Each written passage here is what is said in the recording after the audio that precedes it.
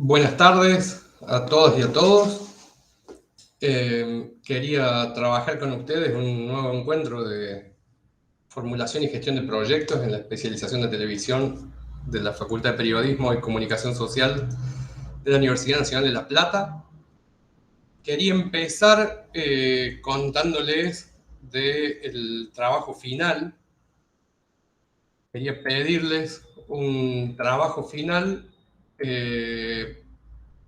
para hacer un último ejercicio de síntesis, digamos, de todo lo que fuimos trabajando a lo largo del cuatrimestre, que tendría dos opciones. La primera opción puede ser que presenten un proyecto sobre el que están trabajando y que les interese profundizarlo. La otra es que presenten un informe de una política pública argentina orientada al sector audiovisual. Esto segundo es trabajando con información secundaria, o sea, la que está disponible en Internet, o inclusive podemos nosotros facilitarles más si quieren algún nivel de mayor profundidad para alguna conclusión o para algún aspecto que quieran trabajar. Les puse en el aula virtual, digamos, la manera en la que me gustaría que lo presenten. Los proyectos, lo que me interesa es que vayan incorporando metodología, que vayan siendo más analíticos en la manera de analizar el proyecto y de presentarlo al proyecto.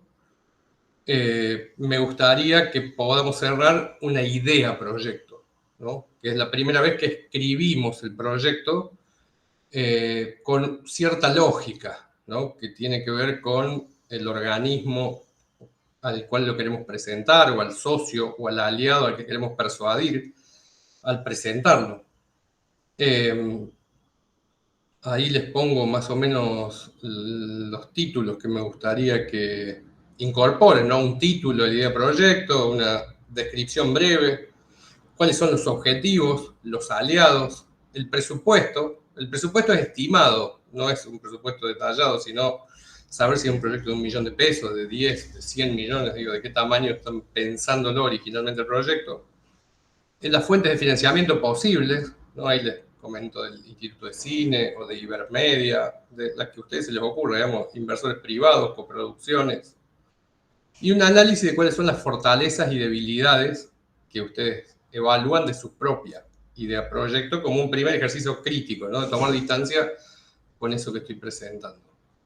Si van por el otro lado, por la opción B, lo que les pido es un informe descriptivo de una política pública que esté vigente hoy en la República Argentina.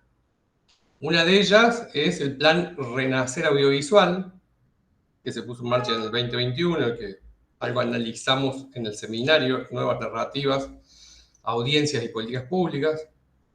Otro es el Instituto Nacional de Cine y Artes Audiovisuales, ¿no? Que es una herramienta de política pública que nace a partir de la ley de cine en la República Argentina y sus modificatorias. Otro es la televisión pública, ¿no? La televisión pública es una gran usina de contenidos que dialoga, ¿no? Con todo el ecosistema digital desde los medios públicos. Otras son las señales, Paca Paca, Encuentro, Deporte TV, ¿no? De la empresa Contenidos Públicos Social de Estado. Y otras son las plataformas, Cinear, del Instituto de Cine, y Contar, de la empresa Contenidos Públicos Social de Estado. De cualquiera de todas estas, o inclusive de otra que a ustedes les pueda interesar, lo podemos charlar, digamos, no son excluyentes. Esto fue lo enumerativo, digamos. Y entonces les pido un informe descriptivo, ¿no? En donde junten información y lo presenten. También para analizar las políticas públicas con proyectos, ¿no? Y entonces también les pido una breve historia que identifique el instrumento jurídico que da origen, porque el instrumento fija el propósito de esa política pública, ya sea una ley, un decreto, una resolución. ¿Cuál es la importancia que tiene para ustedes? ¿No? Y que la juzguen a partir de los resultados, de los logros, del impacto, ya sea cultural, ya sea social, ya sea económico. La organización, cómo funciona, y un análisis también de fortalezas y debilidades de esa política pública. Eso es en relación a la manera en la que vamos a evaluar, ¿no? Este cierre de cuatrimestre de de esta materia.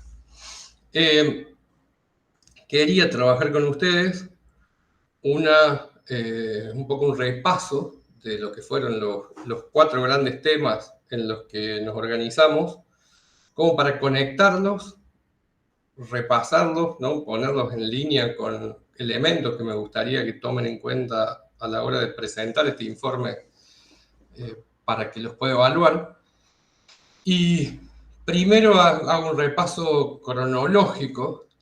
Empezamos hablando de los proyectos audiovisuales, de la idea al contenido. Y ahí hablamos mucho de condiciones que le poníamos a la idea para que sea una buena idea. Y creo que finalmente eso termina siendo síntesis, ¿no? Cuando nosotros trabajamos con proyectos, la mayor expertise que vamos adquiriendo es la de encontrar buenas ideas, seleccionar buenas ideas y fabricar muchas ideas, ¿no? Para mí la clave de las buenas ideas son las muchas ideas. Y estos ensayos de no estar buscando siempre una buena idea, una idea excelente, una idea potente, una idea que lo rompa, sino esta gimnasia de la creatividad, de estar todo el tiempo generando ideas, buscando ideas originales, ¿no? Viendo qué se hace en otros lugares, estar actualizado en ese sentido, para entender por dónde pasa hoy el mundo audiovisual y el diálogo con las audiencias, y a partir de ahí poder ir generando la gimnasia de generar muchas ideas, tener siempre activo esto de ideas de nuestro tamaño, ideas vinculadas a nuestras capacidades, ideas que puedan entusiasmar a nuestros aliados potenciales, ideas que nos pongan en movimiento para poder producir contenidos audiovisuales, para poder dialogar con las audiencias en los entornos digitales en los que hoy transcurre principalmente el fenómeno audiovisual. Pensar la viabilidad, pensar la factibilidad de estos proyectos también es parte de una gimnasia, ¿no? Así como les pasa a los guionistas que con el tiempo se van volviendo expertos en escribir para una manera de producir, le va pasando a los formuladores y a los gestores de proyectos que se van volviendo expertos a los entornos o a los ecosistemas en los que habitan, que son los que hacen finalmente viables los proyectos. Y entonces todas estas conversaciones en relación a la viabilidad, en relación a la factibilidad, para mí son fundamentales a la hora de definir las ideas más competitivas para cada momento, para cada colectivo, para cada realidad, para cada desafío que nosotros nos proponemos.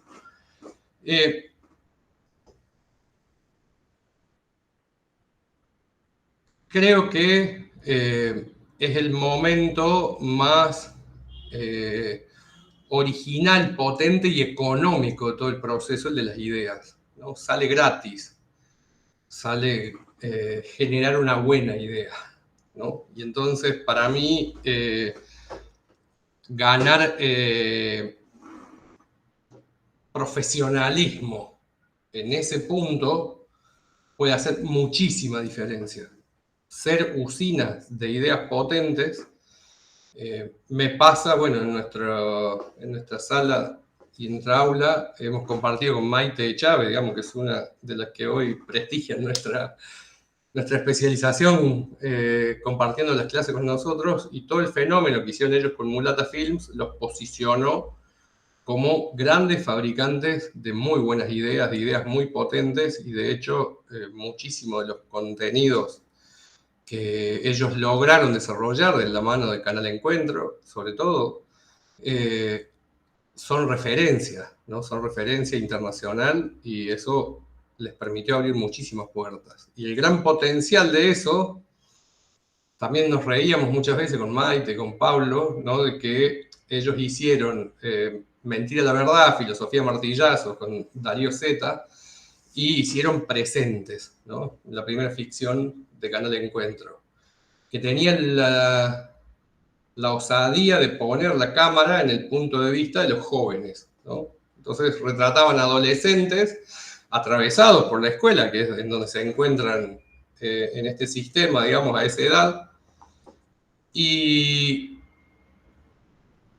que charlando con españoles de esto que se les ocurrió, luego ellos lograron armar, ¿no?, una serie de ficción que combinaba filosofía y la mirada de los jóvenes, ¿no? Combinó las dos cosas y fue un éxito internacional, realmente una marca, ¿no?, que logró instalar a España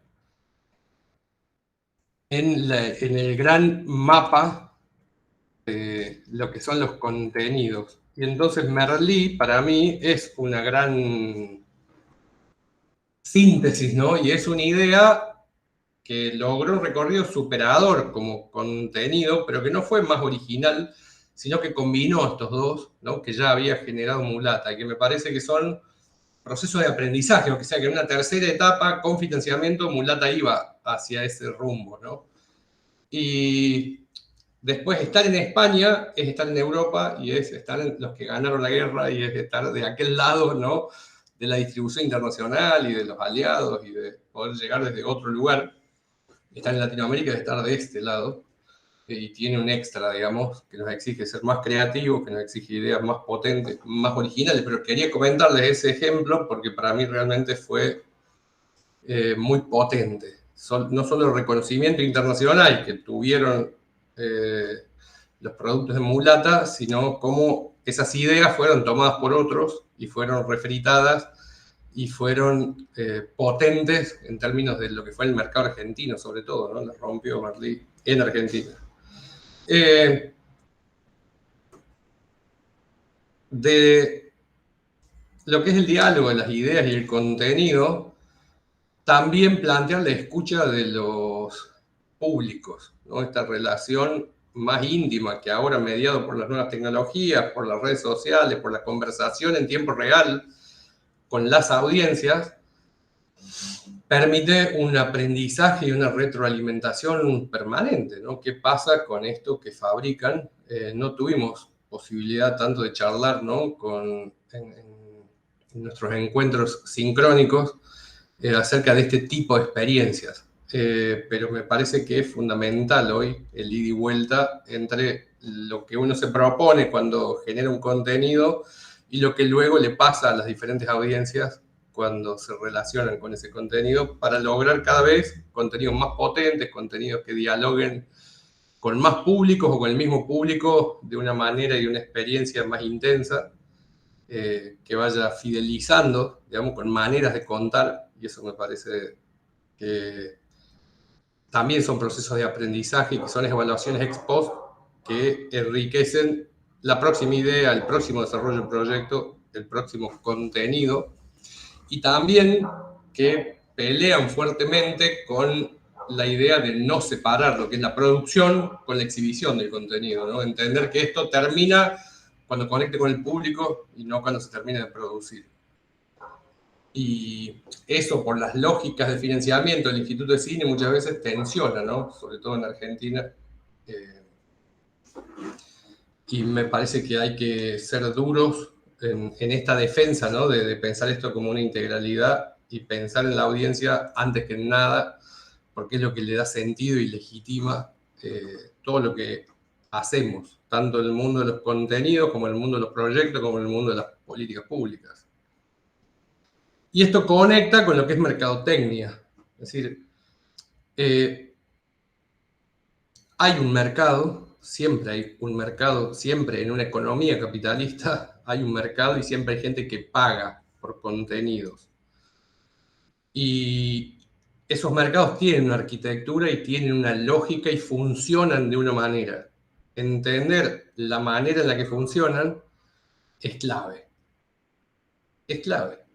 Y entonces, en mercadotecnia, yo les presenté un estudio del comportamiento de las películas en el mercado cinematográfico argentino en un año no pandémico, analizando la cantidad de butacas que había en cada sala, la cantidad de salas que hay, la cantidad de películas que se estrenan, la cantidad de semanas que están en sala cada una de esas películas, la cantidad de copias con la que sale cada una de esas películas. Y entonces algo que observamos es que hay una relación directa entre fuerza de venta y audiencia de la película. Entonces, a mayor cantidad de salas en las que se estrena, mayor audiencia, a mayor cantidad de semanas que permanece en sala, mayor audiencia. Y esto habla de una arquitectura de este mercado. Habla de un conjunto de distribuidoras que tienen acuerdos estratégicos con las salas y habla de cómo se configura este mercado y cuando salimos de los años pandémicos y ahora con la incertidumbre de lo que viene, ¿no? Que no sabemos cómo se va a recuperar la cultura de volver a ir a la sala de cine, pero que ese mercado tiene reglas, a eso es lo que iba. Lo mismo el mercado de la televisión abierta, lo mismo el mercado de la televisión paga, lo mismo el mercado de las plataformas. Y entonces, entender eso para mí no debe ponernos en el lugar de la impotencia, no debe ponernos afuera en una condena a la marginalidad, sino que debe ayudarnos a incorporar complejidad y a decir, bueno, esto no lo puedo pensar en términos de mi película, de mi serie, para tener incidencia y para atravesar con éxito todo esto, sino que tengo que hacerlo en términos de sector. Tengo que ir y juntarme con otros. Tengo que ir y lograr acuerdos con otros para que las cámaras empresariales sean más fuertes, tengan más voz, ¿no? Representen más y puedan incidir en que más contenidos estén en esas pantallas, en que forzar esas reglas de mercado.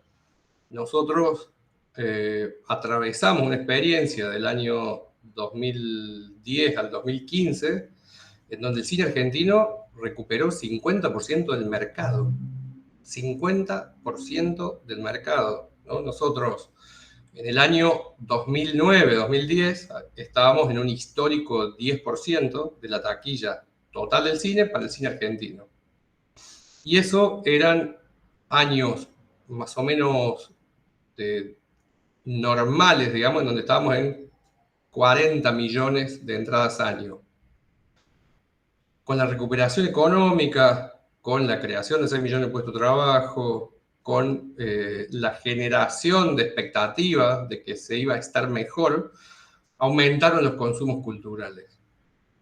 Con la recuperación de autoestima en relación a nuestro pueblo, aumentó también la preferencia por el cine argentino. Y el cine argentino creció del 10% del mercado total de taquilla para el cine argentino al 18% llegó. Casi se duplicó. Y eso significó que de 3 millones y medio, 4 millones de entradas vendidas, se pasara a 7 millones 800 mil entradas vendidas solo para el cine argentino. Esto para mí es muy importante. No creo que sea causa-efecto y que se deba a una gestión en el Instituto de Cine, ¿no? La resultante de esto. Por eso hablaba de la recuperación del poder adquisitivo de los trabajadores, la creación de 6 millones de puestos de trabajo, un escenario macroeconómico de crecimiento y cierta estabilidad y cierta previsibilidad y esta expectativa, y que todo eso terminaba en mayor capacidad de consumo trasladada a los consumos culturales, y ahí crece, ¿no?, las entradas al cine dentro de lo que son las economías familiares. Y que todo eso vinculado a un relato en donde los habitantes argentinos nos reconciliamos con la argentinidad, genera un entorno propicio para eso, ¿no? En estos momentos, ¿no?, de donde vuelven a ser hegemónicos los relatos que somos los peores, los relatos que no se puede hacer nada, los del relato que esto va a ser un desastre, que esto no tiene destino, que esto no se puede arreglar de ninguna manera, que la única solución es Ezeiza e irse del país. Me parece que desalientan mucho eso, debilitan mucho esa identidad y debilitan también las preferencias por lo nuestro. Y se pone de vuelta de moda, che, a mí no me gusta el cine argentino, o esos clichés que muchas veces terminan sintetizando, legitimando esos momentos tan desprestigiados del ser nacional. Creo que también se demostró con políticas como la televisión digital abierta la posibilidad de descentralizar la producción. El mercado tiende a centralizar. Hoy un poco hablamos del ecosistema digital global y grandes jugadores globales ordenando mercados. Lo que tiende eso es a homogeneizar, ¿no? Y a que grandes fábricas arman un mismo relato para 100 millones de consumidores de ese mismo contenido. Y para eso tuvieron antes que homogeneizar las pautas culturales de esos 100 millones de habitantes para que disfruten ese mismo contenido en esa misma época todos y entiendan, ¿no? Y decodifiquen todos los símbolos de la misma manera. Y entonces este proceso cultural también para mí es importante tenerlo en cuenta porque también hace a la estética de ese mercado. Por eso es muchas veces, volviendo a lo anterior de las ideas en relación a los contenidos, ¿no? Hablamos de cómo logramos que el contenido encuentre su tiempo, ¿no? Y cómo hablar de travestis en la Argentina hace 40 años estaba prohibido, ¿no? Y hoy es muy necesario, muy urgente y aparece, ¿no? Aparecen muchos proyectos, aparecen muchas iniciativas que tienen esta temática. Y para mí son debates que encontraron su tiempo, ¿no? Y son contenidos que encontraron su tiempo. Lo mismo pasó con derechos humanos, digamos, en la década pasada, lo mismo va pasando con distintos temas, ¿no? Que para mí cobran fuerza en determinados momentos históricos. Y eso no es menor leerlos y tener en cuenta que en ese momento de esa historia crece muchísimo la cantidad de aliados, crece muchísimo la viabilidad que puede hacerla posible. Después hablamos más técnicamente, ¿no? De lo que es formulación de proyectos audiovisuales. Cuando hablamos de formulación de proyectos audiovisuales, arrancamos con los ciclos de vida de los proyectos, ¿no? Esto de que los proyectos nacen, se desarrollan y mueren, terminan, que también es extrapolable al ciclo de vida de empresas, de colectivos, ¿no? Que tienen ciclos. Hay pocas empresas que duran décadas y que consolidan una posición, ¿no? En un mercado durante 3, 4, 5, más décadas. En general, el capitalismo tiende a que pocos jugadores concentren eso. Eso quiere decir que muchísimos medianos jugadores se transforman en pequeños y de pequeños quedan excluidos de ese mercado. Esa es una dinámica permanente. Después de hablar de ciclo de vida de los proyectos, hablar de la formulación y la gestión, hablamos un poco de los documentos técnicos a través de los cuales se manifiesta este proyecto como una herramienta de negociación. Yo acá agrego, si no lo dije en ese momento, que la energía que nosotros le ponemos al proyecto tiene que estar absolutamente relacionada con la energía que le vamos a poner a que el proyecto exista. Entonces, digo, yo no puedo estar 15 días proyectando a hacer mi almuerzo, que lo voy a comer en 30 minutos, ¿no? Y que voy a seguir con mi rutina. Entonces es desproporcionado ponerle esa energía. Sí le puedo poner eso a un almuerzo, una fiesta para 100 personas, porque son, ¿cómo le voy a comer a 100 a la vez, ¿no? En el mismo momento? Entonces, ¿cómo preveo, en este caso que son alimentos, digo, que nada se pudra, que todo llegue con calidad, que todo esté a tiempo, que todo tenga la temperatura correcta y que todo estén al mismo momento, ¿no? En la mesa de 100 personas. Entonces cambia mucho la energía que yo le pongo a organizar mi almuerzo que la energía que le pongo a organizar el almuerzo para 100 personas. Esto es lo mismo, digamos, la energía que yo le pongo para hacer un corto, la energía que yo le pongo a un largometraje de ficción que me va a llevar 5 años hasta que logre dar toda la vuelta, ¿no? Y entonces, cómo me ahorro dolores de cabeza en un proyecto de 5 años es muy diferente que cómo me ahorro dolor de cabeza en una publicidad que puedo resolver en 4 días, una semana. Para mí hay mucho de ese equilibrio, ¿no? De tiempo, de dinero, de cantidad de personas, de expertise de esas personas que pongo a disposición de lo que es la formulación del proyecto. Lo cierto es que la formulación del proyecto me ahorra dolor de cabeza cuando lo voy a poner en marcha.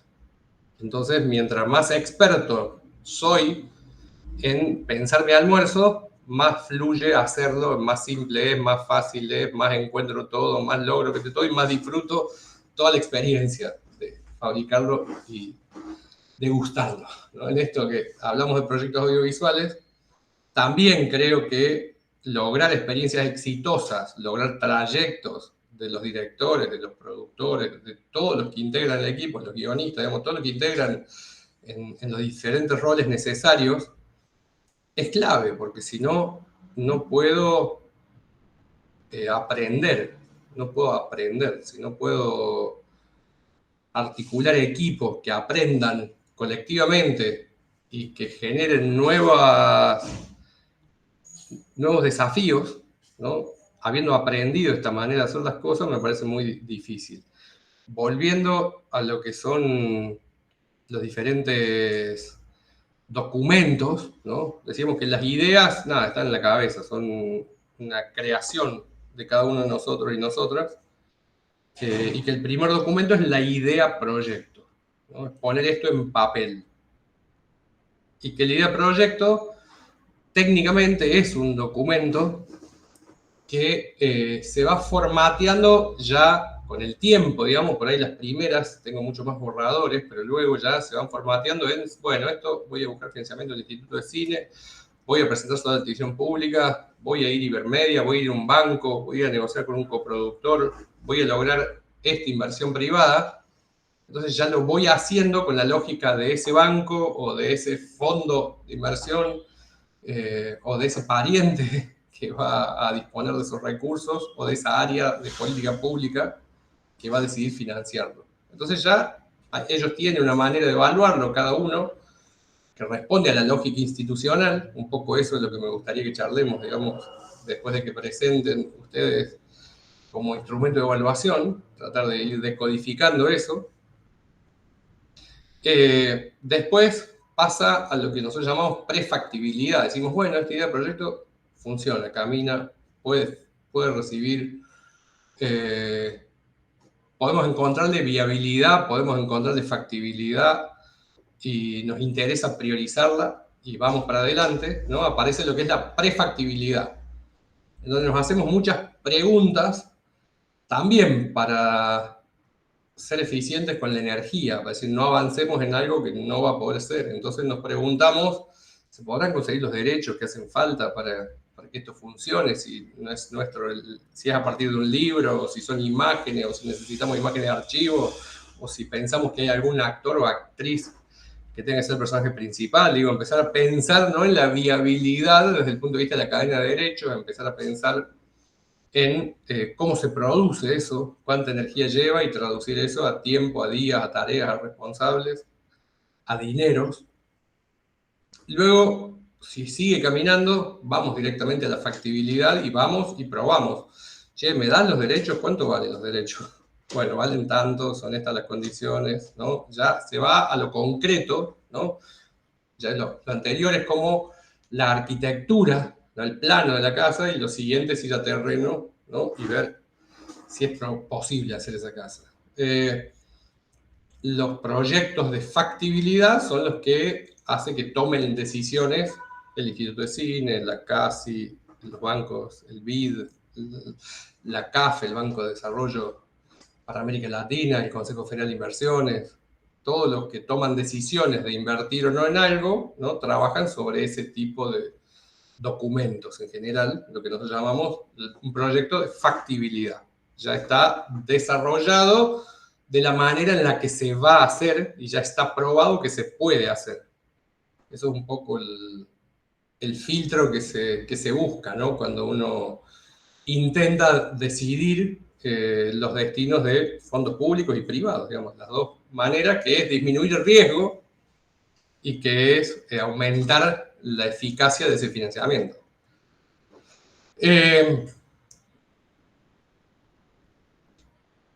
De vuelta, la formulación de proyectos viene muy atada a lo que es la evaluación, ¿no?, lo que es la evaluación de proceso, todo el proceso de poner en marcha algo y la evaluación de resultados.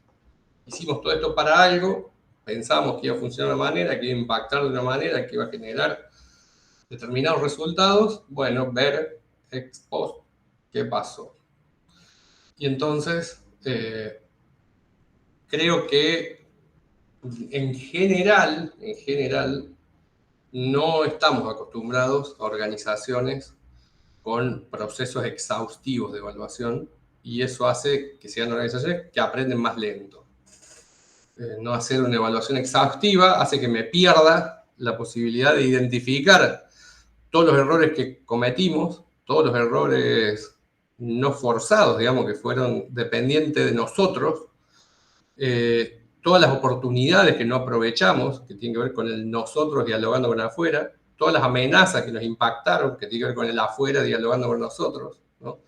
Y todo eso hace que pierda riqueza organizacional, en la inteligencia organizacional, la formulación y la gestión de un proyecto audiovisual. Y creo que ahí hay toda una cultura de desalentar nuevos proyectos o que los proyectos crezcan a partir de fracasos y errores. Nosotros entendemos y proponemos un entendimiento del error como parte del aprendizaje, ¿no? Uno aprende equivocándose. Y por eso el trabajo colectivo, por eso esto de que 4 ojos miran mejor que 2, por eso el trabajo en red, por eso tener la camiseta puesta con el proyecto, tener la camiseta puesta junto con el otro para que el proyecto vaya bien, hace que cometamos errores no fatales, ¿no? Y que equivocarse es levantar la mano y decir, no sé cómo se hace esto, ¿quién me puede ayudar? No puedo hacer esto solo, no puedo hacer esto en este tiempo, ¿no? Y que de esas charlas aparezcan aprendizajes, ¿no? Y que no sea punitivista el sistema del error, sino que todo lo contrario, es decir, che, tenés que equivocarte 1000 veces en cosas muy chiquitas para aprender a hacer cosas grandes. Y creo que de la evaluación de los fracasos se aprende tanto o más que de la evaluación de los éxitos. Y creo que en general los éxitos tienen mucho más que ver con el entorno y con el contexto que con lo que hizo el propio colectivo que puso en juego esa idea o ese contenido. Y creo que la búsqueda del éxito por el resultado es menos potente que la búsqueda del éxito por el disfrute del proceso, ¿no? Por poner en juego cada una de las etapas del proceso, confiando, ¿no?, en que eso va a generar el mejor diálogo posible con esa realidad. Y creo que ahí hay una gran cultura organizacional, ¿no?, que nosotros tenemos que modificar. Y es esto, vuelvo a decir, el tema del fracaso, el tema de la equivocación, el tema del error, como parte del aprendizaje y no como parte de una cantera que nos desaliente en ser mejores en las cosas que hacemos todo el tiempo, mientras las hacemos. Y que el tiempo y que la experiencia junta eso, ¿no? Junta un montón de decisiones y de acciones que enriquecieron procesos y búsquedas y otras que las complicaron, ¿no? Y que del diálogo de esas dos cosas surgen todos los trayectos, ¿no? Que no hay ningún trayecto que sea enteramente por el lado positivo, luminoso de las cosas. Después hablamos de coproducción. Cuando hablamos de coproducción internacional, lo primero que les planteaba, volviendo a esto de la arquitectura de los mercados, ¿no?, es que lo internacional está organizado por grandes jugadores y que es muy respetuoso que nosotros, como una pequeña pyme, y respetuoso, digo, en las reglas de juego de quienes se esforzaron tanto en todas las guerras, ¿no?, por disciplinarnos de que no lo intentemos, de que dejemos que esto lo hacen los grandes, y que entonces pensar el comercio internacional y la coproducción audiovisual es uno de los tantos mecanismos de comercio internacional, generalmente es un diseño también estratégico que hacen los que modelan los mercados, ¿no? En general, el origen de todo esto es para burlar las barreras de ingreso que generan de manera defensiva los mercados, ¿no? Europa fija cuotas de pantalla de producto europeo, ¿no? Tienen que tener, en el caso de Francia, 70%, muy alto la cantidad de cine francés que tiene que haber en Francia.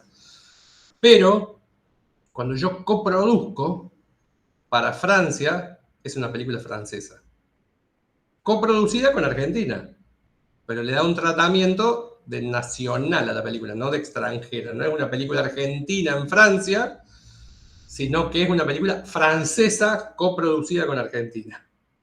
Eso lo usa Estados Unidos, lo ha usado Hollywood, ¿no? Para entrar al mercado europeo, para entrar al mercado chino, ¿no? Al mercado asiático, al mercado europeo sobre todo, ¿no? Lo ha hecho de esta manera.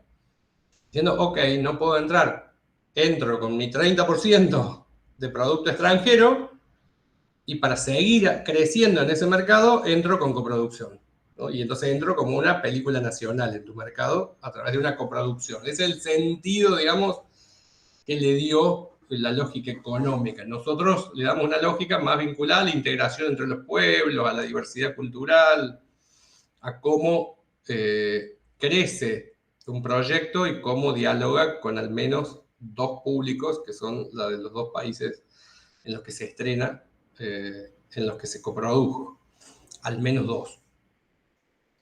Creo que la coproducción, en Argentina, la tradición de coproducir, tiene que ver con una gran inteligencia del sector. Creo que imaginen empresas como Telefónica, digamos, globales, para ellos es natural operar en 40 países, 50 países, en hacer todo en esa escala, ¿no? Tienen estudios de abogados, buffet de cientos de abogados.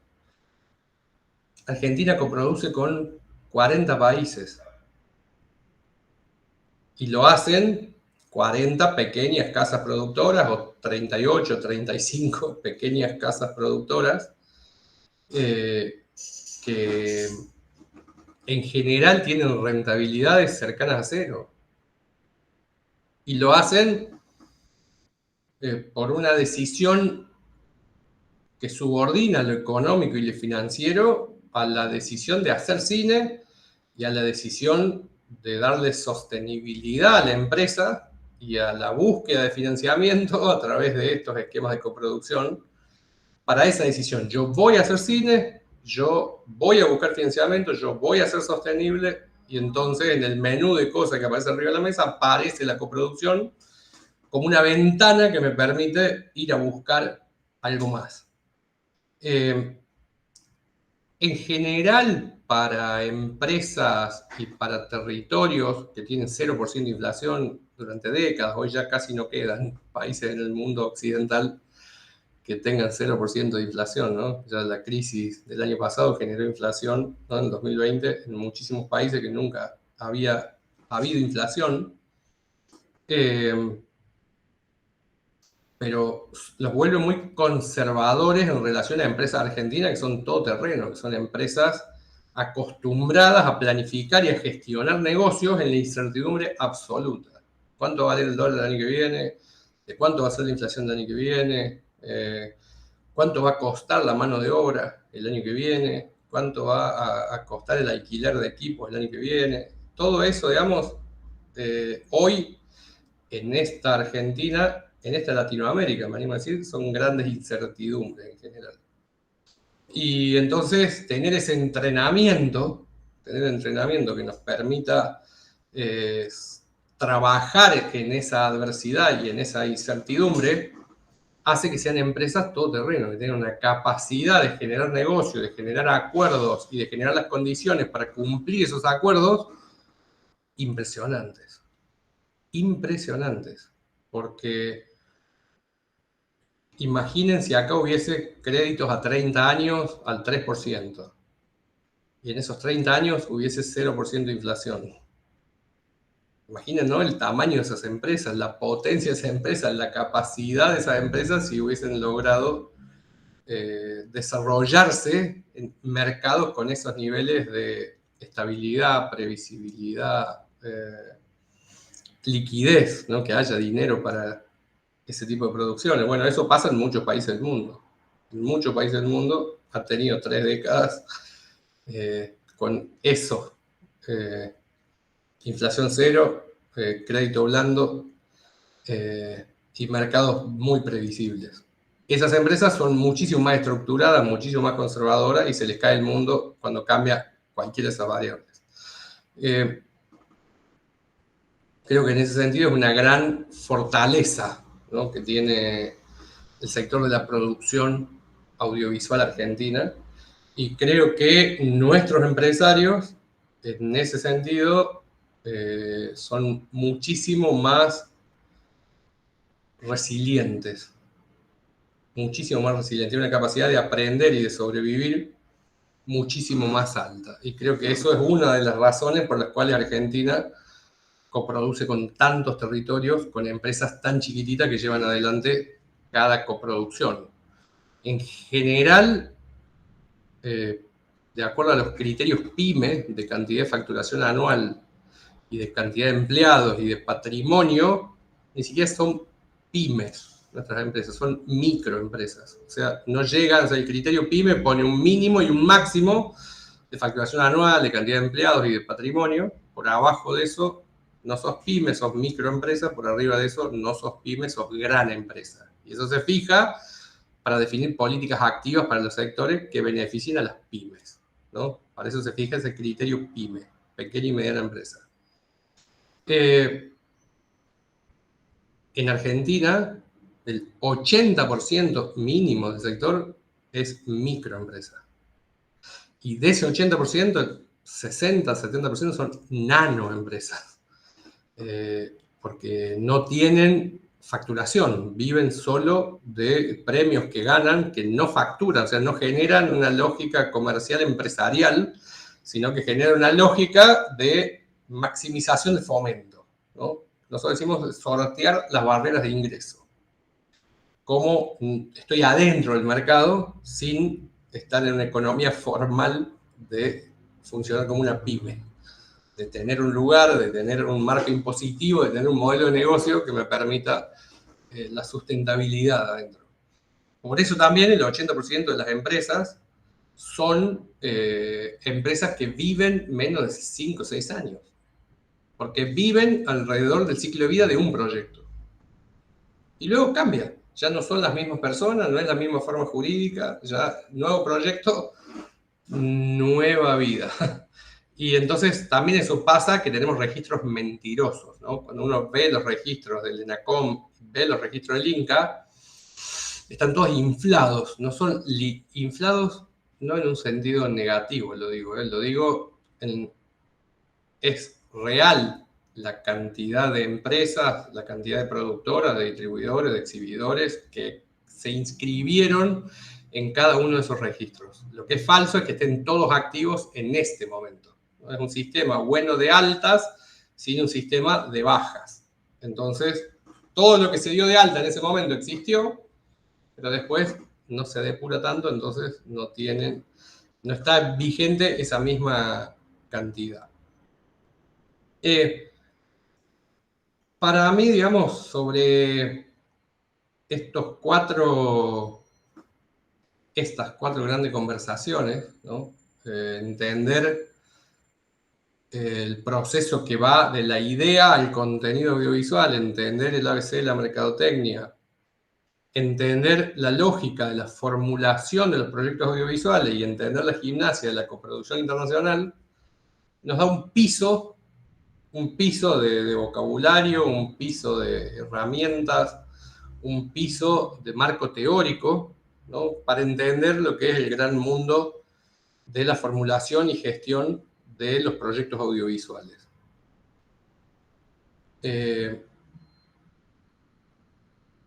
Creo que hay un oficio en relación a lo económico, que es en lo que me gustaría que profundicemos el cuatrimestre que viene, que para mí la clave está en cómo armar los planes de trabajo.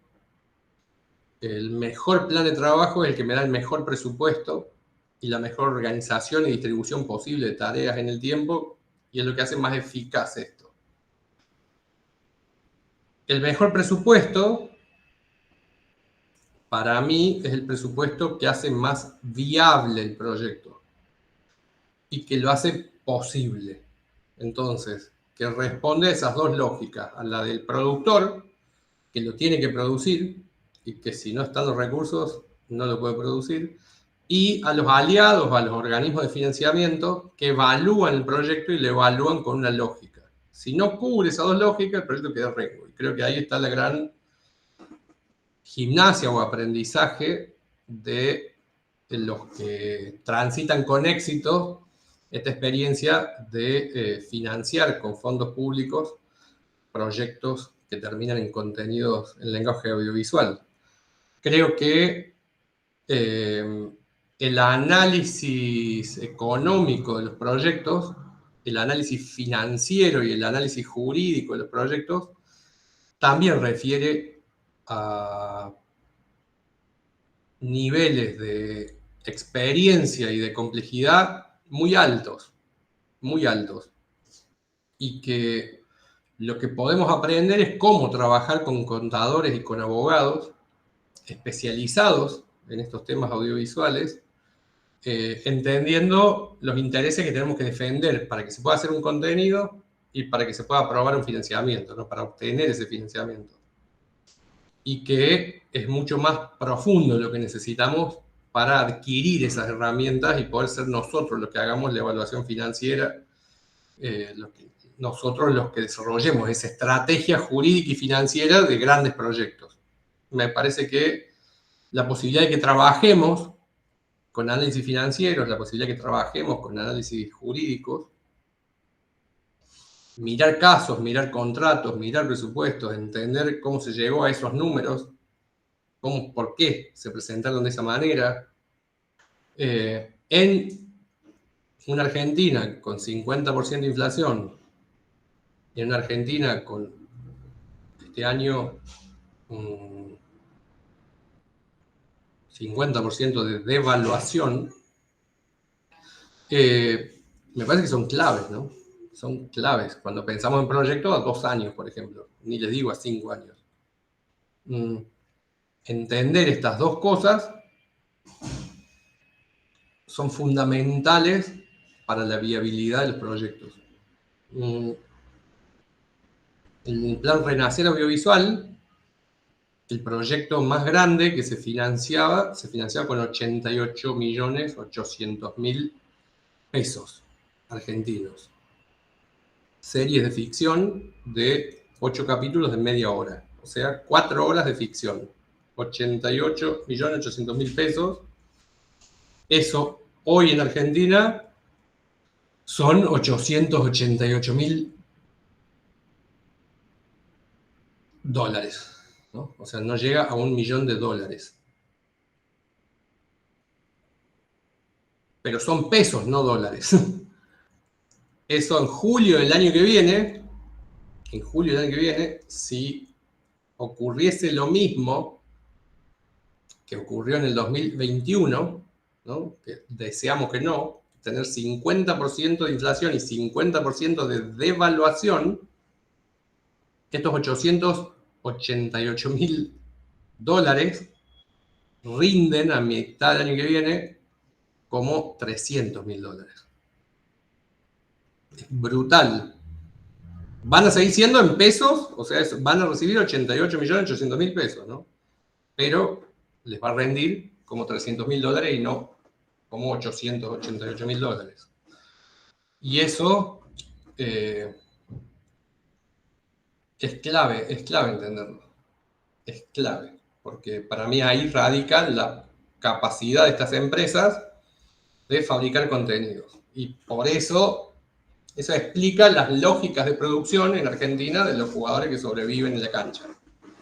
No lo digo como una cuestión tremendista, ¿no? Digo, arrancamos el año en una realidad la pandemia, la macroeconomía, la negociación con el Fondo Monetario Internacional, la expectativa que generó el gobierno y el impacto de sus políticas generaron este escenario.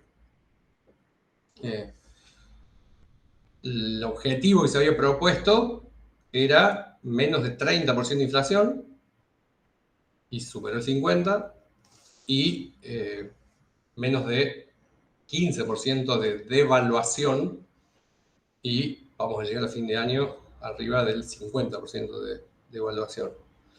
Y nada, en términos de previsibilidad para un proyecto de 88.800.000 pesos en manos de una pyme que maneja menos de 10 millones de pesos al año, es una catástrofe. Porque si la empresa factura 1.000 millones al año, bueno, estos 88 millones son una palanca financiera. Los usa y tiene 1.000.000 de resortes para hacerlo rendir de otra manera. Si yo manejo 10 millones al año, recibo 88, no tengo otros resortes. Tengo solo ese dinero el día que entra cada una de esas cuotas. Y entonces, me parece que la inteligencia que los invito, ¿no?, a que trabajemos en el siguiente cuatrimestre, tiene que ver con eso, no para argentinizar esto, sino porque si entendemos esto, después funciona para todo el mundo, ¿no? Y si hay mayor estabilidad macroeconómica, solo se simplifican las variables de análisis. Pero si logramos producir en estas condiciones, nada, somos, no digo invencibles, pero sí resilientes. Bueno, esto es un poco lo que quería compartir con ustedes en este encuentro. Como una devolución personal, decirles que no estuve cómodo este cuatrimestre, que coincidió con las elecciones en Argentina de medio término y nosotros tuvimos demasiadas responsabilidades en eso y tuve muchísima menos energía en la dedicación a la materia y la dedicación a ustedes y la dedicación a estos ámbitos de la que me interesa como experiencia. El año que viene no tenemos elecciones y entonces ya desaparece esa excusa para esta manera de relacionarnos. Es la primera experiencia que hacemos no presencial, es en la cuarta corte que tenemos y es la primera que no es presencial. También para mí estar mediado por las tecnologías puso demasiada distancia con ustedes, con el objeto de estudio, con los contenidos. Nosotros no teníamos muchos materiales escritos de esto, por eso no compartí más cantidad de texto con ustedes. De lo siguiente, que es la parte más práctica, ¿no?, del análisis jurídico, financiero, de la formulación de las alianzas, sí tenemos, y eso me parece que lo puede hacer más amigable, tanto la experiencia a distancia.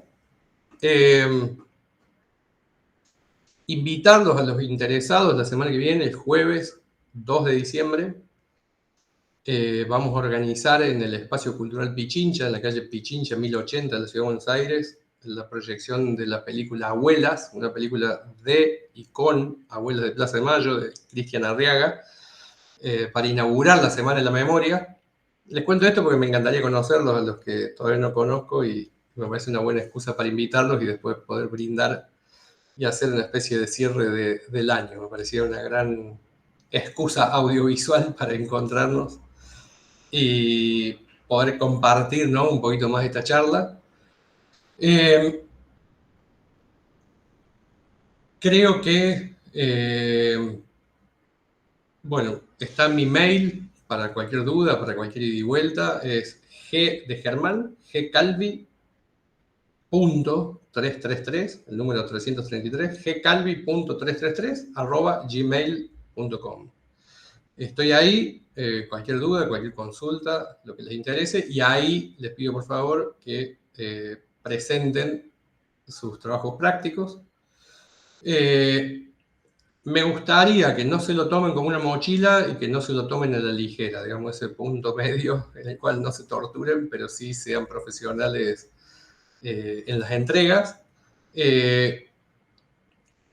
La idea para mí es desarrollar capacidad narrativa, la capacidad de escribir esto, de ser críticos y profesionales a la hora de escribir y presentar esto, tanto la idea proyecto como el informe de las políticas públicas. Me parece que son dos destrezas que los que las tienen las podemos perfeccionar, y los que no las tienen es un lindo desafío que los invito a que compartamos. Bueno, de esta manera me despido de ustedes y quedamos en línea para hacerle la devolución de estas entregas y cerrar y acreditar este cuatrimestre.